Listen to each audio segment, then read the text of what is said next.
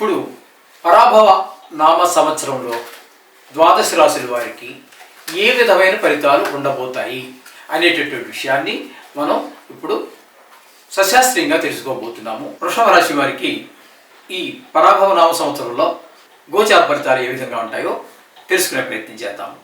ముఖ్యంగా ఈ వృషభ రాశిలోనికి కృత్తికా నక్షత్రం 2, 3, 4 పాదాలు, రోహిణి 1, 2, 3, 4 పాదాలు, మృగశిర 1, 2 పాదాలు, ఈ 3 నక్షత్రాలు, ఈ 9 పాదాలు, ఇవన్నీ కలిసి వృషభ రాశిలోనికి చెందుతాయి. ఇక్కడ ఈ వృషభ రాశి వారికి ఈ సంవత్సరంలో ఆదాయం 5, వ్యయం 14 సూచిస్తోంది.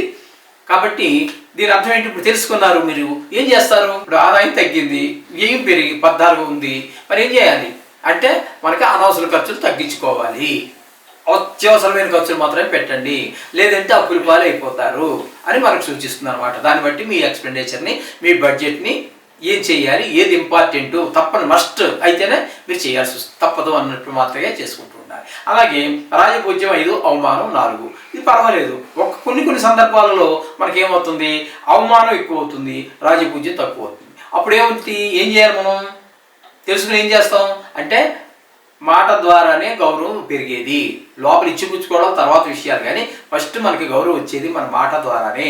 అవతల వాడిని మనం గౌరవిస్తే వాడు మనకు గౌరవిస్తాడు.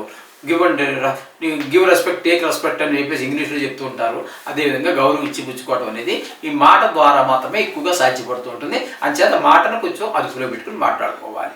అయితే ఈ రాశి వారికి కూడా గురువు 31వ తారీఖు 5వ నెల 2026 వరకు మిథున రాశిలో, తదనంతరం కర్కాటక రాశిలోను సంచారం చేస్తూ ఉన్నారు. 31/10/2026 తర్వాత సింహరాశిలో ప్రవేశించి అక్కడ వక్రగతి చెంది మరలా తృతీయ స్థానం అయినటువంటి కర్కాటకంలోకి రావడం జరుగుతుంది. మొత్తం మీద ఈ సంవత్సరంలో గురువు ట్విస్ట్ మొత్తం మీద 4 వెనక ముందు ఇట్లా 4 సార్లు. అయితే ఈయన ఖచ్చితంగా ఉండేది మాత్రం మిథున రాశిలోనే. అది కూడా మనకి 31వ తారీఖు 5వ నెల వరకు మాత్రమే అక్కడ ఉంటారు. కాబట్టి ఏదైనప్పటికీ కూడా గురువు యొక్క సంచారం ఎట్లా ఉంటుందంటే ఎక్కడ ఉన్నది అక్కడ ఫలితాలు, కొంచెం ఫలితం తగ్గినప్పటికీ కూడా, కొంత శక్తి తగ్గినప్పటికీ, బలం తగ్గినప్పటికీ కూడా ఏ స్థానంలో ఉన్నారో ఆ స్థాన ఫలితం అని చెప్పేసి మనకి కొంతమంది పెద్దలు చెప్పడం జరిగింది. తద్వారా మనం ఎక్కడ ఉన్న ఫలితాన్ని అక్కడ చెప్పుకుందాం. గురువు వరకు మాత్రమే ఇది, మిగతావన్నీ వెనక స్థాన ఫలితాలు అట్లా చెప్తూ ఉంటారు. ఇక ఈ సంవత్సరం అంతా కూడా శని ఈ రాశి వారికి లాభస్థానంలో, వీరికి మాత్రం చాలా ఉపయోగకరమైనటువంటి ఫలితాలన్నీ ఇస్తూ ఉంటారు శని భగవానుడు సంవత్సరం అంతా కూడా. అది కూడా సువర్ణమూర్తిగా ఉండటం వల్ల మరింత శుభ ఫలితాలు ఇవ్వడానికి. రాహు సంవత్సరాదిలగాయతూ కుంభరాశి అంటే దశమ స్థానంలో 5వ తారీఖు డిసెంబర్ నెల వరకు ఉంటారు. తదుపరి భాగ్యస్థానంలోకి వస్తున్నారు. అక్కడ కూడా మీకు భాగ్యస్థానంలో కానీ దశమ స్థానంలో కానీ రాహు యోగించజాలరు. అలాగే ఆయన అక్కడ అయితే అంత పూర్తి రజితమూర్తిగా ఉన్నారు కాబట్టి కొంత అనుకున్నంత చెడ్డ చెయ్యరు. అర్థమైంది కదా. దశమస్థానం వృత్తి సంబంధమైనటువంటి ఇబ్బందులు అంత ఎక్కువగా ఉండవు. అలాగే భాగ్యస్థానం దగ్గర వచ్చేటప్పటికి మన తండ్రి గారి ఆరోగ్య విషయంలో కానీ, అలాగే మన దైవ సంబంధమైనటువంటి విషయాల్లో కానీ మనకి పెద్ద ఇబ్బందులు లేకుండా రజితమూర్తి కాబట్టి కొంతవరకు పెట్టినప్పటికీ పూర్తిగా ఇబ్బంది పెట్టరు. అదేవిధంగా ఇక్కడ కేతుగ్రహ సంచారం కూడా మనం తీసుకోవాలి. కేతుగ్రహ సంచారం సింహరాశిలో సంచారం చేస్తూ ఉన్నారు. ఇక్కడ 5వ తారీఖు డిసెంబర్ నెల వరకు అక్కడ ఉంటారు. ఆ తదుపరి వక్రగతి కారణంగా ఆయన తృతీయ స్థానం అయినటువంటి కర్కాటకంలోకి వస్తారు.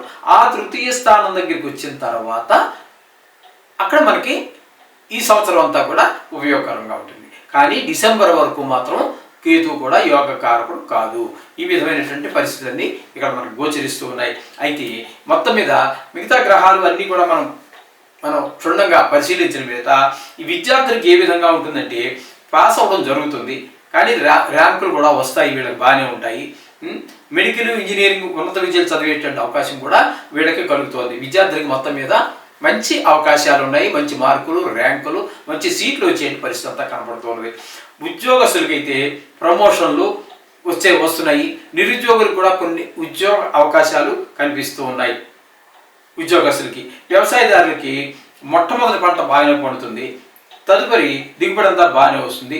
అలాగే దాని ద్వారా వీళ్ళకి ఏమవుతుందంటే ఆ రుణాలు తీర్చేసుకోగలుగుతారు. రెండో పంట కూడా మనకి అనుకూలంగా ఉన్నది కాబట్టి కొంత ధనాన్ని మరలా దాచుకోవటం కానీ లేదా మరింత భూమి మీద పెట్టుబడి పెట్టడానికి కొనడానికి కానీ అవకాశాలు మెండుగా కనిపిస్తున్నాయి వృషభ రాశి వారికి. ఇక వ్యాపారస్తులు కనుక తీసుకున్నట్టయితే క్రయ విక్రయాలన్నీ బాగున్నాయి, లాభాలు బాగానే వస్తాయి. ఈ విధమైనటువంటి పరిస్థితి అంతా వ్యాపారస్తులు కనబడుతుంది. అలాగే బిల్డింగ్ మెటీరియల్ అంటే గృహ నిర్మాణానికి సంబంధించినటువంటి వస్తువులు అమ్మేవారికి విపరీతమైన లాభాలు వచ్చేటువంటి అవకాశం కనిపిస్తూ ఉన్నది.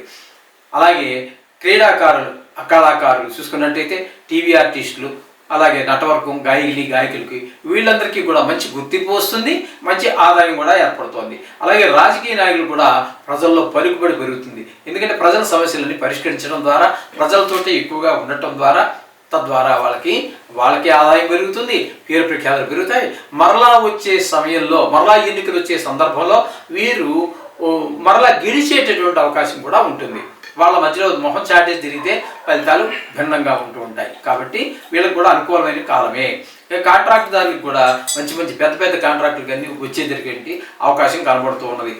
ఉత్సాహంగా పనులు చేస్తారు, విశేషమైన లాభాలు కూడా ఈ కాంట్రాక్టులకు వస్తూ ఉన్నాయి. ఈ విధమైనటువంటి అలాగే ఈ రాశి స్త్రీలకు కూడా ప్రోత్సాహకరంగా ఉంటుంది. వివాహాది శుభకార్యాలన్నీ జరుగుతాయి. ఉద్యోగాల్లో ఉన్న వారికి ఉన్నత పదవులు లభిస్తాయి. కోరుకున్న స్థలాల్లోనికి బదిలీలు అయ్యేటువంటి అవకాశం కూడా మనకి గోచరిస్తూ ఉన్నది. ఈ విధమైన ఫలితాలన్నీ వీరికి జరుగుతున్నాయి. కాబట్టి మొత్తంగా వృషభ రాశి వారికి మంచి ఫలితాలే కనబడుతూ ఉన్నాయి. ఏది ఏమైనప్పటికీ కూడా మనం నవగ్రహ మంత్రాలను మాత్రం బీజాక్షరాలు కానివ్వండి, శ్లోకాలు కానివ్వండి, ఏదైనా సరే తప్పకుండా మీరు చేసుకోవటం అనేది, మిగతా గ్రహాలు కొన్ని ప్రతికూలమైన గ్రహాలు ఉండనే ఉంటాయి కాబట్టి వాటికన్నిటికీ కూడా శాంతి చేయడం ద్వారా మనకి మరింత ఈ సంవత్సరం అంతా హాయిగా జరిగే అవకాశం గోచార రీత్యా, జాతక రీత్యా కాదండి, గోచార రీత్యా ఈ విధంగా జరగటం వల్ల మంచి ఫలితాలు వస్తాయి. శుభం భూయాత్.